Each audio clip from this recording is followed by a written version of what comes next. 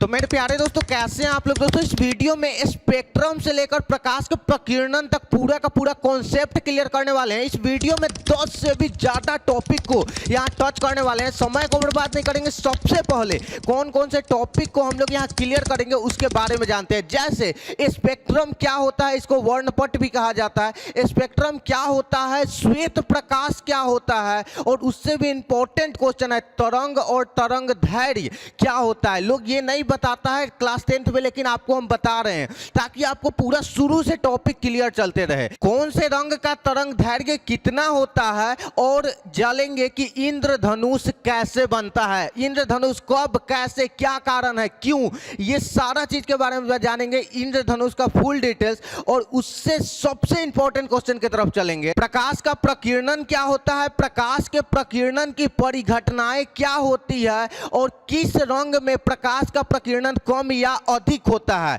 और सबसे ज्यादा इंपॉर्टेंट क्वेश्चन, आकाश का रंग नीला क्यों दिखाई देता है। ये तो आप लोग देखते हैं, क्या कभी सोचे हैं कि नीला क्यों दिखाई देता है। सारा चीज इसमें जानेंगे। और सूर्योदय और सूर्यास्त के समय सूर्य रक्ताभ या लाल क्यों दिखता है, मतलब आपको लाल एकदम दिखाई देते हैं ना, क्या कारण है कि दिखाई देते हैं। ये सारा कॉन्सेप्ट को इसी वीडियो में हम लोग क्लियर करने वाले हैं। दोस्तों मेरा नाम है अभिनव कुमार और आपका बहुत बहुत स्वागत करते हैं ध्यानलाइन एक्स के इस यूट्यूब चैनल में। सबसे पहले फर्स्ट नंबर क्वेश्चन की तरफ चलते हैं हम लोग। दोस्तों हमारा सबसे पहला नंबर क्वेश्चन है कि यहाँ पर स्पेक्ट्रम, इसको वर्णपट या वर्णक्रम भी कहा जाता है। ठीक है, कि जब प्रकाश किसी प्रिज्म से होकर गुजरता है तो वो विभिन्न रंगों में विभाजित हो जाता है। विभिन्न रंगों मतलब 7 रंगों में विभाजित हो जाता है। और इसी 7 रंग के मतलब यही विभिन्न रंग के नियमित क्रम को हम लोग स्पेक्ट्रम कहते हैं, या वर्णपट कहते हैं, या वर्णक्रम कहते हैं। आप जैसे कि यहाँ पर चित्र में साफ साफ देख सकते हैं कि जब श्वेत प्रकाश आया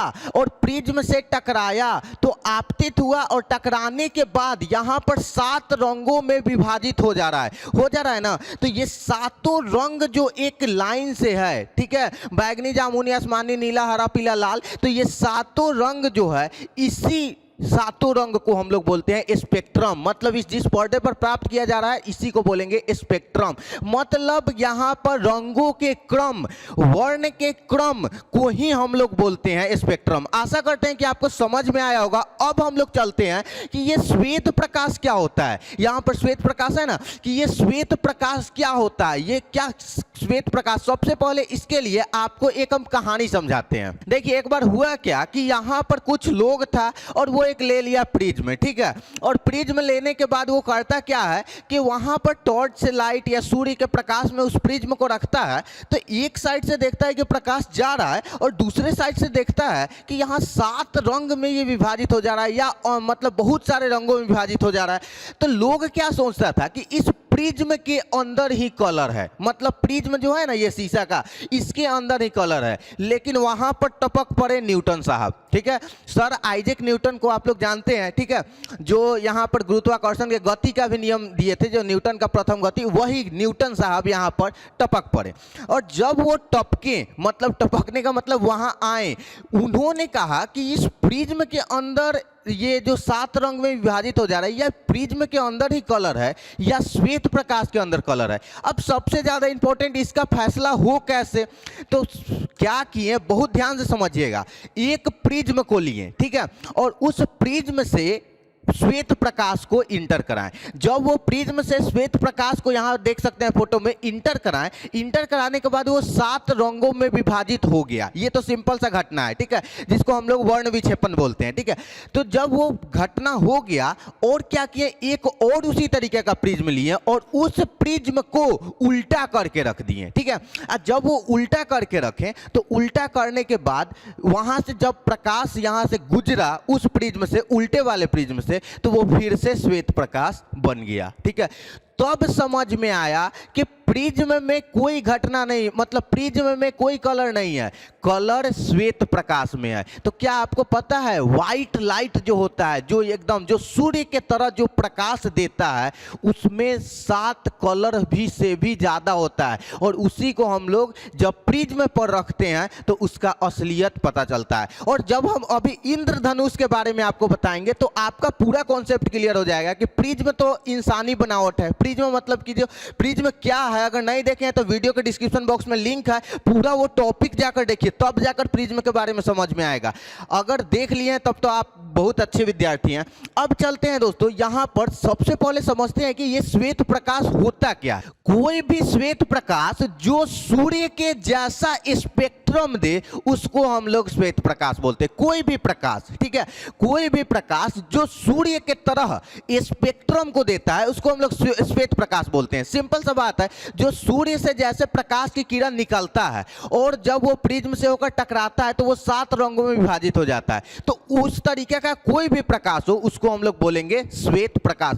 जो सूर्य से प्रकाश निकल रहा है उसका क्या कलर है, सिंपल सा ऐसे देखिएगा तो व्हाइट ही है, श्वेत ही है। श्वेत मतलब उजला होता है, ठीक है, व्हाइट ही है। लेकिन जब वो प्रिज्म से होकर टकरा रहा है या किसी अन्य परत से होकर टकरा रहा है या पानी की बूंदों से होकर टकरा रहा है तो वो अपने 7 रंगों को विभाजित कर दे रहा है। और इसी परिघटना को तो हम लोग वर्ण विक्षेपण भी बोलते हैं। पिछले वीडियो में वर्ण विक्षेपण के बारे में बताए हैं, अगर आप नहीं देखें तो जाकर देखिए।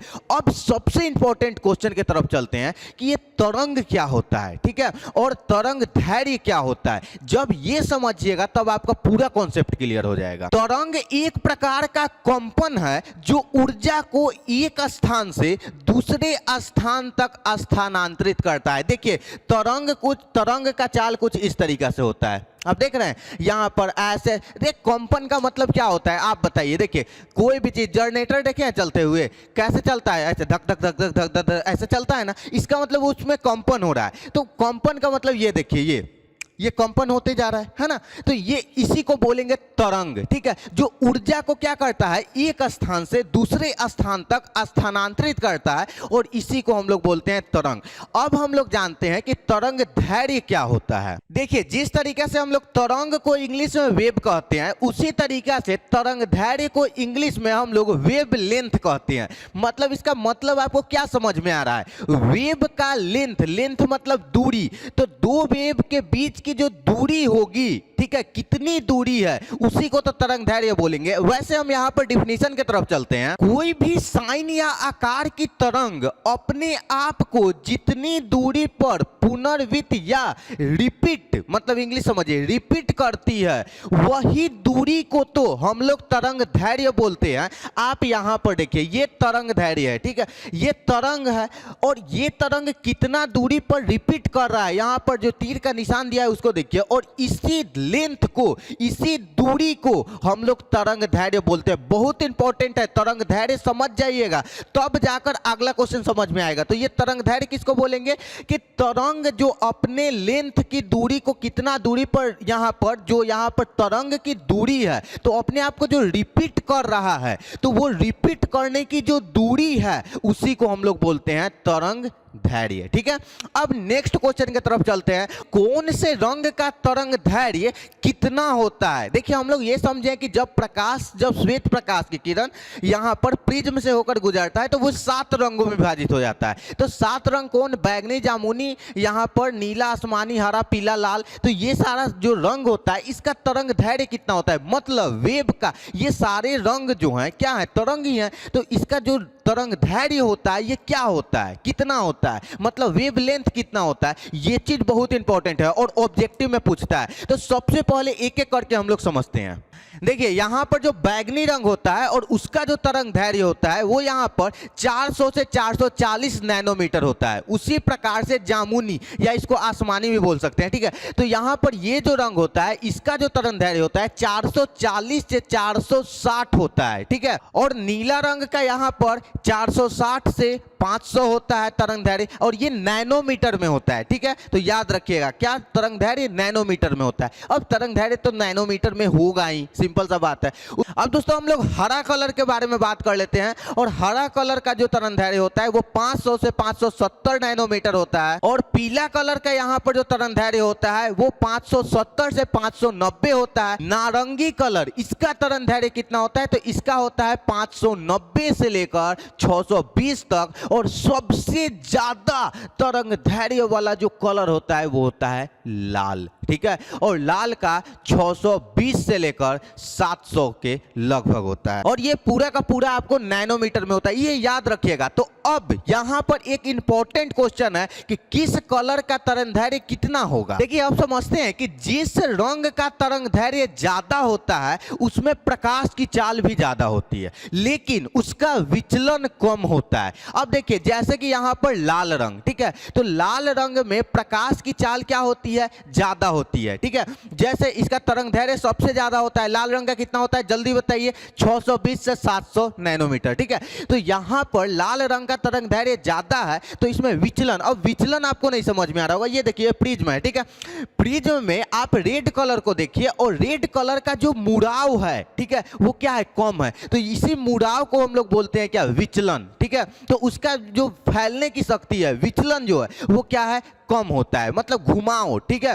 तो अब देखिए जिसका आप खुद देखिए एक सिंपल सा एग्जांपल, कोई आदमी एकदम स्पीड में बाइक चला रहा है, 120 टपा दिया है, उसको एक बैग मुड़ाना हो तो जब मुड़ाना होगा तो वो गिर ही ना जाएगा। सिंपल सा का है कि ये स्पीड में जल्दी मुड़ता ही नहीं है। तो सिंपल सा इसका लाल रंग का विचलन ऐसा ही है, कितना के स्पीड से चल रहा है, इसका तरंगदैर्घ्य है 620 से 700 के स्पीड से, ठीक है। तो इसका तो मुड़ाव ऑटोमेटिक कम होगा ही, है ना। तो इसी को बोलते हैं यहाँ पर। अब एक चीज समझिए, जिसका तरंगदैर्घ्य कम होगा उसमें प्रकाश की चाल भी कम होगी लेकिन उसका विचलन ज्यादा होगा। यह ऑब्जेक्टिव में पूछता है, याद रखिएगा। जिस रंग में तरंगदैर्घ्य कम होगा उसमें प्रकाश की चाल भी क्या होगी, कम होगी, और उसमें विचलन क्या होगा, ज्यादा होगा। अब विचलन का मतलब आप लोग समझ गए कि देखिए लाल रंग का यहाँ प्रिज्म जो है, तो लाल रंग का जो घुमाव है, ठीक है, और विलंब से जो झुका है वो कम झुका है, ठीक है। लेकिन यहाँ पर आप देखिए कि बैंगनी रंग जो है जो ज्यादा झुका है ना। याद रखिएगा जिसका तरंगदैर्घ्य अधिक होगा उसमें प्रकाश की चाल अधिक होगी, ठीक है। जिसमें तरंगदैर्घ्य कम होगा उसमें प्रकाश की चाल कम होगी, लेकिन जिसमें प्रकाश की चाल अधिक होगी उसका विचलन कम होगा, और जिसमें प्रकाश की चाल कम होगी उसका विचलन ज्यादा होगा, ठीक है। विचलन अधिक होगा, विचलन मतलब घुमाव कि कितना डिग्री पर वो घूम जा रहा है, ठीक है, तो उसका कम होगा, ठीक है। तो आपको समझ में आया। तो यहां पर देख सकते हैं कि किसमें तरंगदैर्घ्य सबसे कम है, तो बैंगनी रंग, ठीक है, इसका तरंगदैर्घ्य कम होता है, मतलब इसका 400 से 440 होता है। लेकिन यहां पर देखिए अगर लाल रंग के बारे में बात करें तो लाल रंग का तरंगदैर्घ्य कितना होता है, तो यहां पर 600 से 700 होता है नैनोमीटर, मतलब 620 से 700 नैनोमीटर। तो यहां पर आपसे क्वेश्चन इस प्रकार से पूछेगा कि लाल रंग का विचलन कम होता है या अधिक, ठीक है, और 4 ऑप्शन दे देगा। तो आप क्या बताइए कि लाल रंग का विचलन कम होता है और बैंगनी रंग का विचलन क्या होता है, अधिक होता है। तो आपको ये चीज समझ में आ गया होगा। अब सबसे इंपॉर्टेंट क्वेश्चन की तरफ हम लोग चलते हैं। इंद्रधनुष क्या होता है, ये कैसे बनता है, कब बनता है, क्यों बनता है, ये सारा चीज हम लोग समझते हैं। इंद्रधनुष, इंग्लिश में इसको रेनबो कहा जाता है और आप लोग इसके बारे में जरूर जानते होंगे। अगर नहीं जानते हैं तो इसको आप देखिए। वर्षा होने के बाद जब सूर्य चमकता है तो हम सूर्य के तरफ पीठ करके, मतलब अपना पीठ करके जब खड़े होते हैं तो आकाश में एक रंगीन पट्टी दिखाई देती है जो अर्धवृत्ताकार होती है और जिसमें 7 कलर लगभग होता है। इसी रंगीन पट्टी को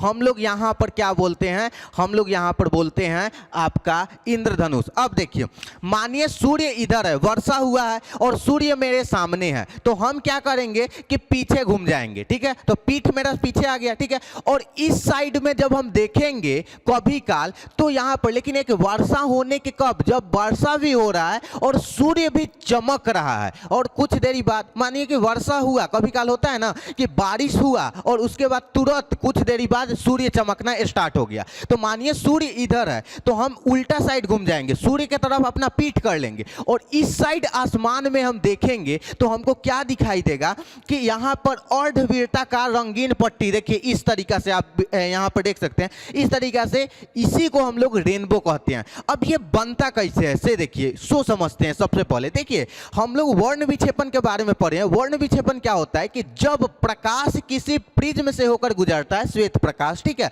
तो वो 7 रंगों में विभाजित हो जाता है और इसी परिघटना को वर्ण विक्षेपण कहते हैं ना। तो लेकिन आकाश में क्या प्रिज्म लगा हुआ है? नहीं, आकाश में प्रिज्म नहीं लगा हुआ है। आकाश में क्या होता है कि जब वर्षा होता है ना तो जो बारिश का छोटा छोटा बूंद होता है वो आकाश में ही कभी पार्टिकल रुक जाता है, रह जाता है, ठीक है, तो वहां पर अड़ जाता है।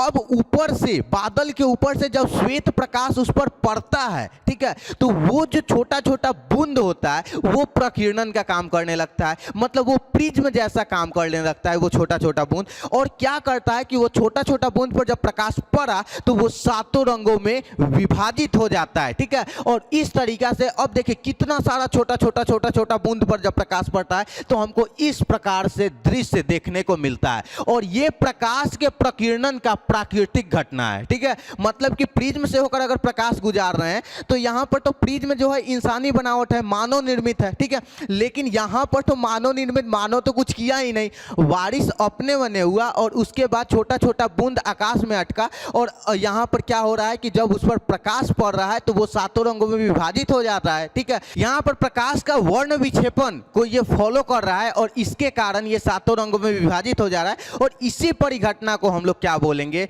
इंद्रधनुष बोलेंगे। तो आपको ये इंद्रधनुष समझ में आ गया। इंद्रधनुष कैसे बनता है कि जब वर्षा होने के बाद जब छोटा छोटा बूंद आकाश में रुक जाता है और श्वेत प्रकाश उस पर पड़ता है तो प्रकाश के वर्ण विक्षेपण का जो ये है उसके कारण, मतलब कि प्रिज्म जैसा वो व्यवहार करता है छोटा छोटा बूंद, और जिसके कारण वो प्रकाश जब पड़ के सातों रंगों में विभाजित हो जाता है और इसी परिघटना को हम लोग प्रकाश का यहाँ पर इंद्रधनुष बोलते हैं। और ये किस नियम पर काम कर रहा है, प्रकाश के वर्ण विक्षेपण पर ये काम कर रहा है। अब हम लोग इंपॉर्टेंट क्वेश्चन एक है वो समझते हैं कि प्रकाश का प्रकीर्णन क्या होता है। क्या होता है प्रकाश का प्रकीर्णन, क्या होता है, ठीक है। यहां पहले वर्ण विक्षेपण समझे, आप प्रकीर्णन। यहां प्रकीर्णन का मतलब बोलने से क्या समझ, प्रकीर्णन मतलब किरणों को तोड़ देना, मतलब प्रकीर्णन मतलब फैलाना, ठीक है।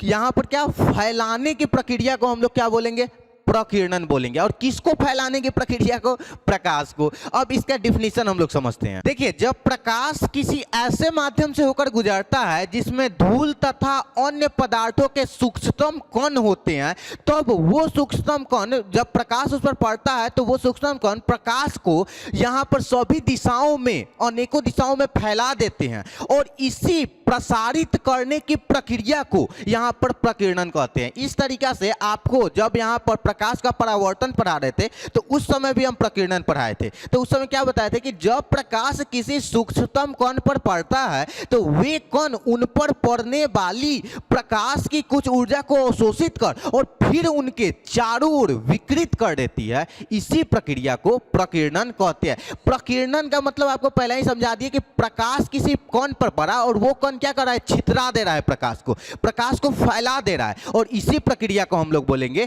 प्रकीर्णन, ठीक है।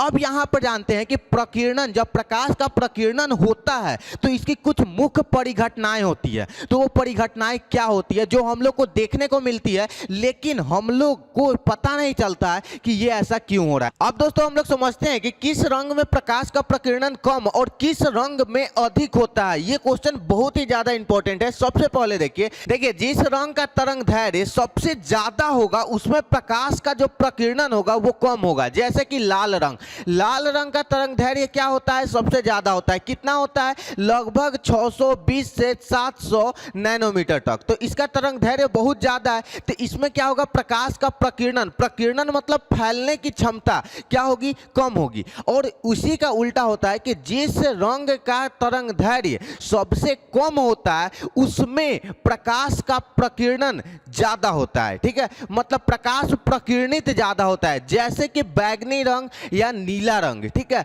तो उसका तरंग दैर्घ्य कम है इसलिए फैलाव ज्यादा है, ठीक है। तो याद रखिएगा कि किस रंग का तरंग दैर्घ्य कितना होता है ये आपको याद रहना चाहिए। दूसरा चीज कि अगर जिस रंग का तरंग दैर्घ्य कम होगा उसमें प्रकाश का प्रकीर्णन ज्यादा होगा, जिस रंग का तरंग दैर्घ्य ज्यादा होगा उसमें प्रकाश का प्रकीर्णन कम होगा। अब सबसे ज्यादा इंपॉर्टेंट क्वेश्चन की तरफ हम लोग चलते हैं। सभी रंगों के लिए प्रकाश का प्रकीर्णन समान नहीं होता है। यहां पर आप रंग देख सकते हैं। देखिए सबसे कम जो प्रकाश का प्रकीर्णन होता है वो बैगनी रंग में होता है, उससे ज्यादा जो होता है वो यहाँ पर आसमानी रंग में होता है, उससे ज्यादा होता है नीला रंग में, उससे ज्यादा यहाँ पर पीला, फिर हरा, फिर लाल। तो आप ऐसे देख सकते हैं कि ये प्रकीर्णन है, मतलब सबसे कम है आपका बैगनी और सबसे ज्यादा है आपका क्या, तो लाल। तो याद रखिएगा कि ये चीज है, आप याद रखिए किसका प्रकीर्णन किससे ज्यादा और किससे कम होता है, ठीक है। तो ये तरंग दैर्घ्य के अनुसार डिसाइड होता है। अब देखिए, अब एक इंपॉर्टेंट क्वेश्चन आता है कि आकाश का रंग नीला क्यों दिखाई देता है। देखिए बहुत इंपॉर्टेंट क्वेश्चन है, आकाश का रंग नीला ही क्यों दिखाई देता है, लाल काहे नहीं दिखाई देता है, काला काहे नहीं दिखाई देता है, नीला ही क्यों दिखाई देता है। देखिए अगर ये क्वेश्चन ऑब्जेक्टिव में पूछे तो आप एक लाइन में आंसर दे सकते हैं, और वो है प्रकाश के प्रकीर्णन के द्वारा आकाश का रंग नीला दिखाई देता है। लेकिन अगर ये क्वेश्चन सब्जेक्टिव में पूछता है, मतलब कि 2 नंबर 3 नंबर अगर में पूछता है और इसका आंसर लिखना है, तो कैसे लिखेंगे। और सबसे पहले ये समझते हैं कि सच में नीला काहे दिखाई देता है। सूर्य से आने वाले प्रकाश में कई रंग होते हैं, और जब ये वायुमंडल से होकर गुजरता है तो इसके जो हवा के जो अणु होते हैं, जो धूल कण होते हैं, ठीक है, उसमें क्या होता है, उसमें प्रकाश का प्रकीर्णन होता है। मतलब प्रकीर्णन मतलब कि जब प्रकाश सूक्ष्म कणों पर पड़ता है तो वे कण उन पर पड़ने वाले प्रकाश की कुछ ऊर्जा को अवशोषित कर और फिर उनके चारों ओर विकृत कर देती है। तो ये प्रक्रिया प्रकीर्णन कहलाया। तो वो क्या होता है कि धूल कण पर प्रकाश पड़ता है और उसके बाद प्रकीर्णित होता है। लेकिन अब इससे कनेक्शन उसका कैसे है सो बताते हैं कि आकाश का रंग नीला काहे दिखाई दे रहा है। देखिए बैगनी और नीले रंग का प्रकीर्णन लाल रंग के प्रकीर्णन की तुलना में 16 गुना अधिक होता है। अब देखिए बैगनी और नीले रंग की जो प्रकीर्णन की क्षमता होती है वो बहुत ज्यादा होती है, ठीक है। वो आराम से मतलब कि प्रकाश को शोषित करता है अपने अंदर, और उसके बाद जो प्रकीर्णित कर देता है तो वो चारों तरफ प्रकीर्णित कर देता है। लेकिन लाल रंग के बारे में बात करें तो इससे 16 गुना कम है, ठीक है। बैगनी रंग 16 गुना ज्यादा है तो लाल रंग ऑटोमेटिक 16 गुना कम है। इसके कारण हमारा जब प्रकीर्णन बैगनी और नीले, तो ये जो आसमान हमको दिखाई देता है वो ना तो पूरा नीला ही दिखाई देता है। हम लोग कहते हैं कि नीला दिखाई दे रहा है, लेकिन आप ध्यान से देखिए पूरा आपको नीला दिखाई देता है, नहीं, ना तो पूरा नीला दिखाई देता है और ना ही पूरा आसमानी दिखाई देता है, ठीक है, बैगनी दिखाई देता है। तो ये दोनों कलर जब मिक्स हो जाता है, जब दोनों का प्रकीर्णन हो जाता है, तो आकाश का हम लोग कह सकते हैं कि आकाश का रंग नीला ही दिखाई देता है। और यही जो बिखरा हुआ प्रकाश होता है वो हमारी आंखों तक पहुंचता है, जिसके कारण हमको लगता है कि प्रकाश का रंग नीला दिखाई देता है। देखिए यहां पर डिफिनीशन हम बहुत ही सही तरीका से आपको समझा दिए हैं, आप इसको नोट डाउन कर सकते हैं और इसको याद करने की कोशिश कर सकते हैं। अगर एक लाइन में सिंपल, तो आकाश का रंग नीला क्यों दिखाई देता है, तो प्रकाश के प्रकीर्णन के द्वारा। मतलब जब श्वेत प्रकाश किसी भी कण पर पड़ा, किसी भी अणु पर पड़ा, तो वो क्या किया कि अपने मतलब प्रकाश को शोषित कर लिया और चारों ओर विकृत कर दिया। तो ये प्रक्रिया से प्रकीर्णन हुआ। अब क्या होता है कि नीला रंग, मतलब कि वो नीला कलर जो होता है वो ज्यादा प्रकीर्णित करता है, ठीक है, लाल कलर के कंपेयर में, ठीक है। काहे कि लाल कलर का तरंगदैर्घ्य जो होता है लाल रंग का वो ज्यादा होता है, नीला रंग का कम होता है। तो जिसका तरंगदैर्घ्य कम होगा वो ज्यादा फैलेगा, है ना। तो इसके कारण ये नीला कलर ज्यादा फैलता है, जिसके कारण आकाश का रंग नीला दिखाई देता है। ये आपका क्वेश्चन आंसर है, आप समझ सकते हैं। अब हम लोग सबसे ज्यादा इंपॉर्टेंट क्वेश्चन की तरफ चलते हैं कि जब सूर्य हमको दिखाई देता है, मतलब सूर्योदय और सूर्यास्त के समय सूर्य लाल ही क्यों प्रतीत होता है। आप देखिएगा जब भी सूर्य भगवान जब सुबह में उगेंगे तो एकदम लाल कलर का होते हैं, ठीक है, और शाम को जब डूबने जा रहे हैं उस समय भी लाल कलर का होते हैं। देखिए इसके भी पीछे जो मेन कारण है वो प्रकाश का प्रकीर्णन का कारण है। अब क्या प्रकाश का प्रकीर्णन कारण है सो समझते हैं। सूर्योदय और सूर्यास्त के समय जो सूर्य की किरण होती है वो वायुमंडल में बहुत दूरी तय करके यहाँ पर पृथ्वी तक पहुंचती है ना, जिसके कारण क्या होता है, सूर्य का प्रकाश प्रकीर्णित हो जाता है ना। सूर्य का क्या होता है, सूर्य के प्रकाश में प्रकीर्णन हो जाता है। जैसा कि हम लोग जानते हैं कि लाल रंग का जो प्रकीर्णन होता है वो बहुत कम होता है, मतलब प्रकीर्णन का मतलब ज्यादा फैलता नहीं है, ठीक है। तो जब लाल रंग का प्रकीर्णन बहुत कम होता है, यही कारण है कि सूर्य का सूर्योदय और सूर्यास्त के समय सूर्य लाल रंग का दिखाई देते हैं, ठीक है। तो आपको ये चीज समझ में आ गया होगा कि देखिए लाल रंग का प्रकीर्णन कम है, ठीक है, और बहुत अधिक दूरी से प्रकाश की किरण तय करके आ रहा है, ठीक है। तो इसके कारण ही हमको क्या हो रहा है कि लग रहा है कि सूर्य लाल रंग के हैं, है ना। तो यही सारा चीज है। तो दोस्तों इस वीडियो में हम बहुत सारा टॉपिक को क्लियर किया। अगर दोस्तों ये सारा टॉपिक का पीडीएफ चाहिए तो आप बिल्कुल फ्री में डाउनलोड कर सकते हैं, वीडियो के डिस्क्रिप्शन बॉक्स में लिंक है जाकर, और नहीं तो जाकर टेलीग्राम पर ध्यान लाइन एक से सर्च कीजिए, ठीक है, और वहां पर सारा का सारा पीडीएफ आपको बिल्कुल फ्री में मिल जाएगा। दोस्तों अगर ये वीडियो अच्छा लगा तो प्लीज इस वीडियो को लाइक कीजिए और कमेंट बॉक्स में अपना ओपिनियन जरूर बताइएगा। और जो लोग को ये वीडियो का जरूरत है, जो लोग पढ़ना चाहता है सच में, आप वीडियो को प्लीज शेयर कीजिए, व्हाट्सएप पर शेयर कीजिए, आपको जहां भी मन करे वहां शेयर कर सकते हैं। और एक दूसरे से जब अच्छा चीज शेयर कीजिएगा तब वो भी आगे बढ़ेगा और हम भी आगे बढ़ेंगे और आप भी आगे बढ़िएगा। मतलब कि अगर एक आदमी आगे बढ़ेगा तो सब एक साइड से ही आगे बढ़ेगा, है ना। तो ये सारा चीज को आप शेयर कीजिए। चलिए दोस्तों मिलते हैं नेक्स्ट वीडियो में नए टॉपिक के साथ।